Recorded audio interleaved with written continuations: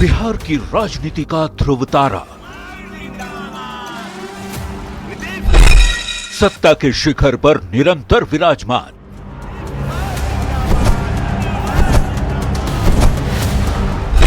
चुनावी जीत के सबसे बड़े महानायक।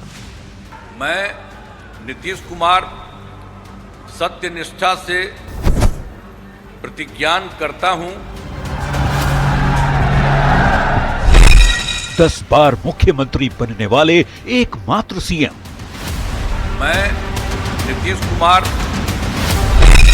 2 दशक की जिनकी रही बेदाग सत्ता।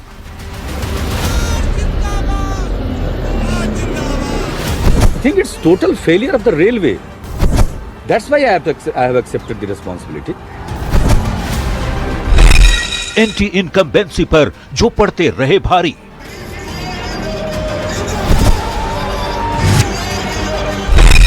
विकास पुरुष सुशासन बाबू जिनकी पहचान।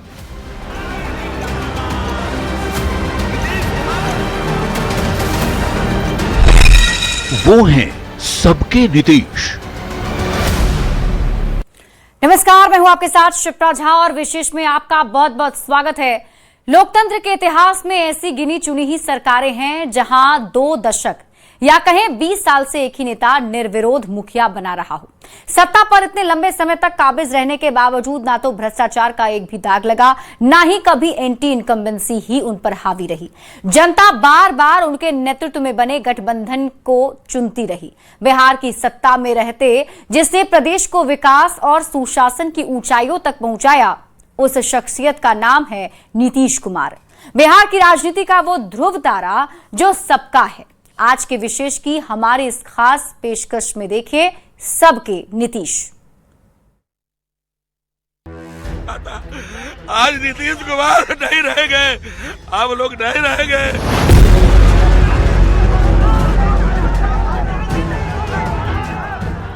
कुछ ऐसी दीवानगी है लोगों की, कार्यकर्ताओं की और नीतीश कुमार के चहेतों की, जो चाहते हैं कि नीतीश बिहार का मार्गदर्शन करते रहें, बिहार को अपने नेतृत्व से दिशा देते रहें। नहीं जाना चाहिए। आप लोग क्या चाहते हैं? हम लोग चाहते हैं भी यहीं रहना। बोले कि नहीं छोड़ना चाहिए। आप ही पर इतना मैंडेट मिला है, दूसरा का नाम पर मैंडेट नहीं मिला है, इसलिए आप जनता को भी देखिए। 21 साल के कार्यकाल को बिहार याद कर रहा है और आप रो रहा है। बिहार रो रहा है। जब वो बिहार दिल्ली छोड़ यहाँ से जाएंगे तो बिहार रोएगा, इसमें कोई संदेह नहीं।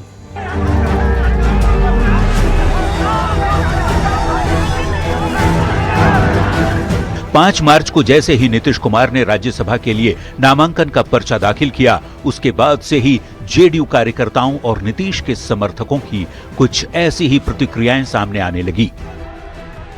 हम लोग 89 से नीतीश कुमार जी के साथ है। ये तो लोग कर अच्छा, कई लोगों को ये भी लग रहा है कि नीतीश कुमार का जो स्वास्थ्य है शायद। लोग नहीं चाहते कि नीतीश कुमार बिहार से कहीं दूर जाएं।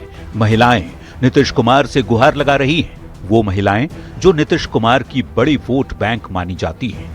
स्कूली छात्राएं जिन्हें पहली बार नीतीश ने साइकिल योजना का लाभ दिया, जिस साइकिल और पोशाक योजना ने हजारों लाखों घरों की बच्चियों को स्कूल भेजा, जिस साइकिल के घूमते पहिए से छात्राएं अपने सपने को साकार कर रही हैं, उन छात्राओं को भी लगता है कि यदि नीतीश कुमार बेटियों को आगे बढ़ाने के लिए इतनी योजनाएं ना चलाते, कानून व्यवस्था का ऐसा माहौल स्थापित ना करते, तो शायद आज भी ये स्कूल जाने की बजाय अपने घरों में ही बैठी रहती।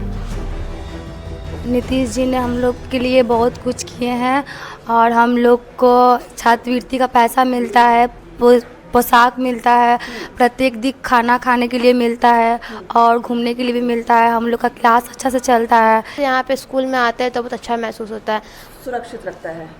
अच्छा, मतलब वो कोई तंग नहीं करता है घर से स्कूल आने में? नहीं, इसलिए भी आराम से स्कूल आ जाती है। हाँ, हम अभी 8 क्लास में हैं। आगे जाके मतलब हम 9 में जाएंगे तो हमको साइकिल मिलेगा, तो उससे जाने में सुविधा होगा। अच्छा, मतलब ये भी टारगेट है कि मुख्यमंत्री जो लड़कियों को साइकिल दे रहे हैं, आपको भी साइकिल मिलेगा, इसलिए लगातार आप स्कूल आ रहे हो? यस। और क्या कुछ मिलता है ऐसे? बहुत कुछ मिलता है, जैसे कि बुक्स मिला है। अच्छा, किताब कॉपी भी मिलता है? हाँ, कॉपी भी मिला है। हाँ, बैग भी मिला है।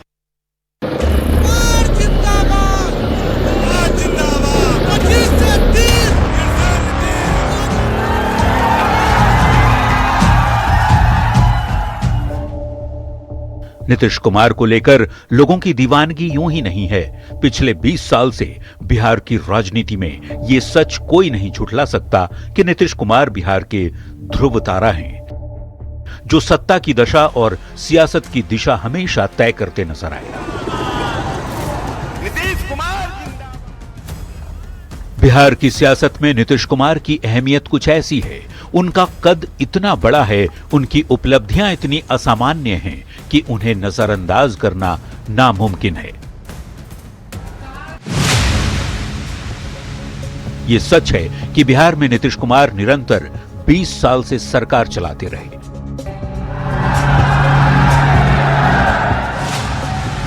पर 2025 की जीत कुछ अलग रही। ये जीत नीतीश के करियर की सबसे अहम जीत मानी जाती है। 2025 का विधानसभा चुनाव नीतीश कुमार का अंतिम चुनाव माना जा रहा था और इस जीत को शानदार और यादगार बनाने में नीतीश कुमार ने कोई कसर नहीं छोड़ी।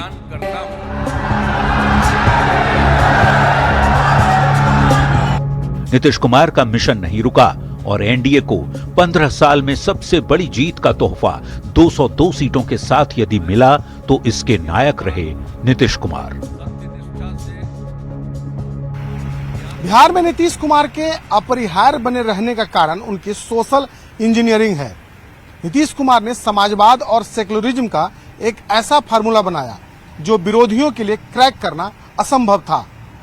जिस बिहार में पार्टियां जाति को साधने में लगी थी, नीतीश कुमार ने वहां जेंडर पॉलिटिक्स के साथ एक ऐसा वोट बैंक तैयार किया जो नीतीश कुमार की जीत का एक्स फैक्टर बन गई। नीतीश कुमार की सोशल इंजीनियरिंग ही उनकी यूएसपी बन गई।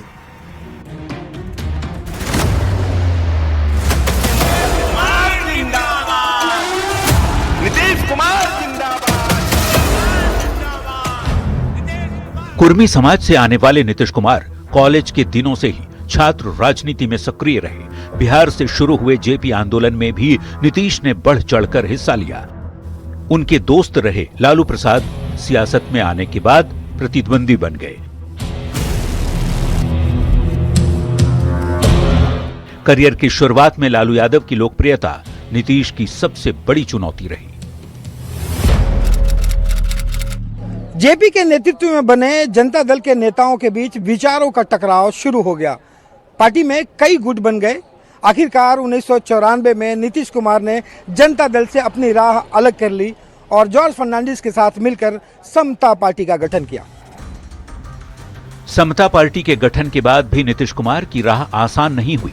6 साल के संघर्ष के बाद साल 2000 में नीतीश कुमार पहली बार मुख्यमंत्री बने, पर यह कार्यकाल महज 7 दिनों तक का ही रहा।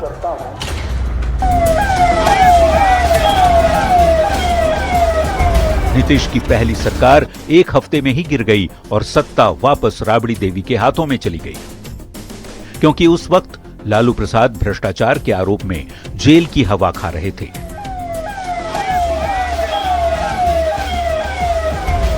बिहार में जारी संघर्ष के साथ ही नीतीश केंद्र की राजनीति भी करते रहे। अटल बिहारी वाजपेयी की सरकार में रेल और कृषि मंत्रालय की बड़ी जिम्मेदारी भी संभाली। 24 नवंबर 2005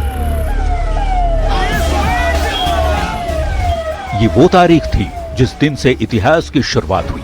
बीजेपी के सहयोग से जेडीयू के नीतीश कुमार ने बहुमत के साथ बिहार में एनडीए की सरकार बनाई। सरकार में आते ही बिहार को मिले जंगल राज के टैग से आजाद कराने के मिशन पर नीतीश लग गए।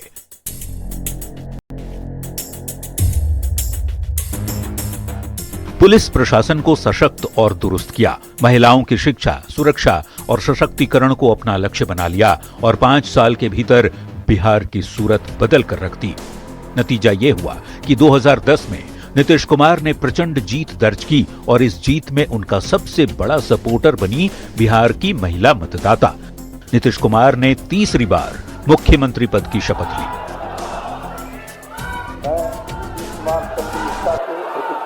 करता हूं। अब तक नीतीश कुमार को सुशासन बाबू का तमगा मिल चुका था। उनकी लोकप्रियता चरम पर थी, पर उन्हीं के अलायंस के नेता और गुजरात के तत्कालीन मुख्यमंत्री नरेंद्र दामोदर दास मोदी से उनकी तलखियां बढ़ने लगी। 2013 में बीजेपी ने नरेंद्र मोदी को अपने कैंपेन कमेटी का चीफ बनाया। इसके ठीक एक हफ्ते बाद नीतीश कुमार ने एक ऐसा फैसला लिया जिसने सभी को चौंका कर रख दिया। नीतीश कुमार एनडीए से अलग हो गए। एनडीए से नीतीश के अलग होने के बाद 2014 में पहली बार बीजेपी मोदी के चेहरे पर मैदान में उतरी और बीजेपी ने प्रचंड जीत के साथ केंद्र में सरकार बनाई। पूरे देश में मोदी लहर थी, जो बिहार में नीतीश के लिए मुश्किल का मसला था। मोदी की लोकप्रियता के काट में नीतीश ने फिर एक मास्टर स्ट्रोक खेला, अपने सबसे बड़े प्रतिद्वंदी लालू प्रसाद के साथ गठबंधन बनाकर। इस गठबंधन का नाम रखा गया महागठबंधन।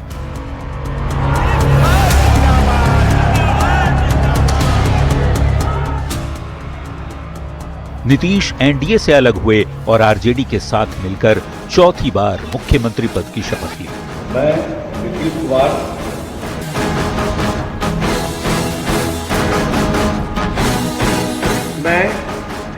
फरवरी में नीतीश एनडीए से अलग हुए और नवंबर महीने में ही विधानसभा का कार्यकाल खत्म हो रहा था।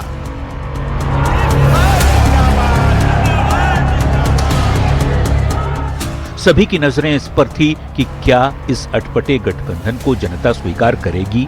जिस लालू यादव के खिलाफ नीतीश को जनता ने चुना, उसी के साथ उनके गठबंधन से जनता क्या खुश होगी। शंकाओं और सवालों के बीच 2015 में लालू नीतीश की जोड़ी ने धुआंधार प्रचार किया।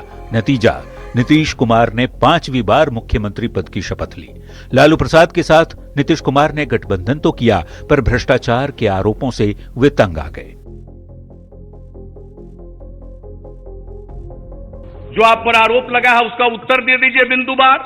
उत्तर देने की स्थिति में नहीं थे, इसलिए हमने समझा कि मेरे लिए अब यह चलाना संभव नहीं है।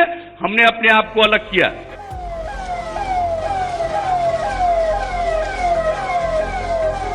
जुलाई 2017 में नीतीश कुमार ने छठी बार मुख्यमंत्री पद की शपथ ली। 2020 का चुनाव उन्होंने एनडीए के साथ ही लड़ा। भारत के संविधान के प्रति सच्ची श्रद्धा और निष्ठा रखूंगा।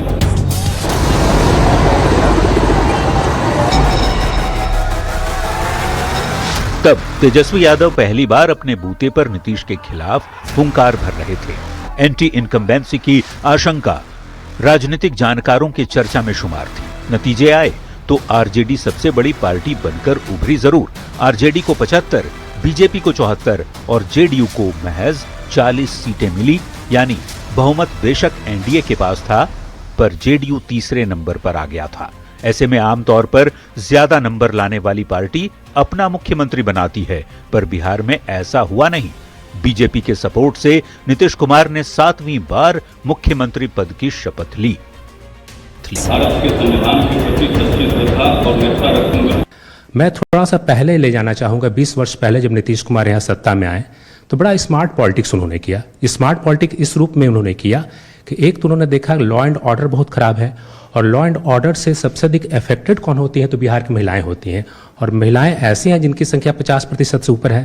तो एक लॉ एंड ऑर्डर को ठीक किया तो महिलाओं का एक बड़ा वर्ग उनके साथ आ गया, प्लस महिलाओं के साथ कई योजनाएं उन्होंने शुरू की उनके लाभ के लिए।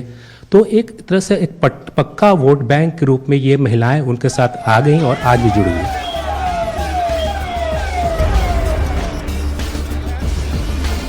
इस बार एनडीए के साथ भी उनका गठबंधन ज्यादा लंबा नहीं चला। 2 साल बाद 2022 में वे वापस अपने मित्र से विरोधी बने लालू प्रसाद से दोस्ती कर ली और उनकी पार्टी के साथ गठबंधन की सरकार बनाई। नीतीश ने 8वीं बार सीएम पद की शपथ ली। 2022 में बनी सरकार में तेजस्वी यादव उप मुख्यमंत्री बने। स्वास्थ्य से लेकर शिक्षा जैसे अहम विभाग आरजेडी के हिस्से में गए, पर इस दौरान नीतीश कुमार ने आरोप लगाया कि आरजेडी के मंत्री गड़बड़ी कर रहे हैं।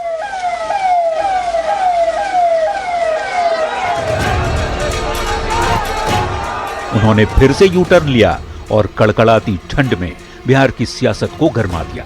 जनवरी 2024 में नीतीश कुमार वापस एनडीए के साथ आ गए और नवीं बार मुख्यमंत्री पद की शपथ ली। मैं नीतीश कुमार सत्यनिष्ठा से प्रतिज्ञान करता हूं कि मैं विधि द्वारा स्थापित भारत के संविधान के प्रति सच्ची श्रद्धा और निष्ठा रखूंगा। 2024 में एनडीए में लौटने के बाद से नीतीश कुमार बार बार ये दोहराते रहे कि उनसे 2 बार गलती हुई, अब वो एनडीए छोड़कर कहीं नहीं जाने वाले। जहां से हम लोगों का शुरू हुआ वही रहेगा, हम लोग इन्हीं के साथ रहेंगे सब दिन के लिए, कोई इधर से उधर नहीं। एनडीए भी उन्हें अपना निर्विवाद नेता बताता रहा, पर ताज्जुब की बात ये कि नीतीश कुमार को लेकर विरोधी भी सॉफ्ट रहे। हमला सरकार पर किया जाता रहा, मंत्रियों पर किया जाता रहा, उनके सहयोगियों पर किया जाता रहा, पर नीतीश कुमार पर कोई व्यक्तिगत आरोप लगाने में विरोधी भी संकोच खाते दिखे। सीधे सीधे नीतीश कुमार पर कोई भ्रष्टाचार का आरोप नहीं है, नीतीश कुमार पर कोई परिवारवाद का आरोप नहीं है, और नीतीश कुमार का आज भी प्रभाव माना जाता है, चाहे वो लघु समाज हो या 36% ईबीसी वर्ग हो। लगता है कि अगर नीतीश कुमार पर हम प्रहार करेंगे तो कहीं ये वोट बैंक नाराज न हो। नीतीश कुमार का ये कद यूं ही नहीं बना, उन्होंने बार बार ये साबित किया कि वो बिहार की सियासत के बॉस हैं। 2024 लोकसभा चुनाव नरेंद्र मोदी के सामने लगातार तीसरी बार सरकार बनाकर रिकॉर्ड बनाने का मौका था, पर उनकी पार्टी बीजेपी अपने दम पर बहुमत नहीं। नीतीश कुमार तब मोदी के लिए किंग मेकर बने। जो जानकार नीतीश के करियर में ढलान के दावे कर रहे थे, वो भी हक्के बक्के रह गए। तो अब लगता है कि अगली बार जो आप आइएगा ना, तो इस बार हम देखें कि कुछ इधर उधर कुछ जीत गया है, अगली बार सब हारेगा, हमको पूरा भरोसा है।